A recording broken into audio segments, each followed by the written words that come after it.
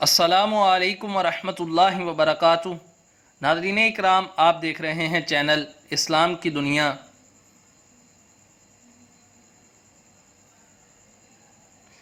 خلیفہ اعلیٰ حضرت قطب مدینہ سیدی ضیاء الدین احمد مدنی نور اللہ مرکزہ مدینہ منورہ کے شروع کے ایام کا ذکر کرتے ہوئے، جب میں پہل مدینہ منورہ حاضر ہوا تو اس وقت یہاں یہ حالت تھی کہ اگر کسی دکاندار کی بکری سیل اچھی ہو جاتی تو پھر مزید آنے والے گاہک کو وہ دکاندار کہتا میری بکری سیل بہت اچھی ہو چکی، فلاں دکاندار کی بکری سیل کم ہوئی ہے، لہٰذا آپ یہ سامان اس سے خرید لیں۔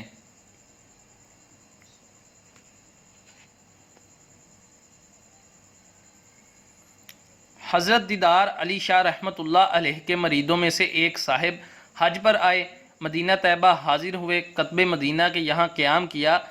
ایک دن کہنے لگے، حضرت میں کچھ رقم اہل مدینہ منورہ پر خرچ کرنے کے لیے لایا ہوں، میں چاہتا ہوں کپڑا خرید کر اہل طیبہ کی نظر کروں، آپ میرے ساتھ چلیں تاکہ کپڑا خرید لوں۔ میں آپ جاننے والوں کی دکان پر کپڑا خریدنے کے لیے لے گیا۔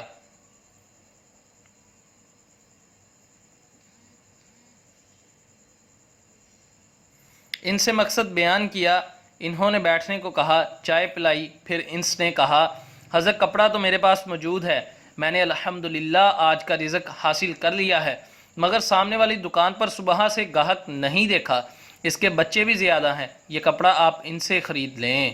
اقتباس هو القاضی سیدی ضیاء الدین احمد مدنی رحمۃ اللہ علیہ۔ مزید معلومات کے لیے اسلام کی دنیا چینل سبسکرائب کریں اور بیل آئیکن پر کلک کریں۔ سوالات، جوابات اور اصلاح کے لیے ہمیں واٹس ایپ کریں یا میل کریں۔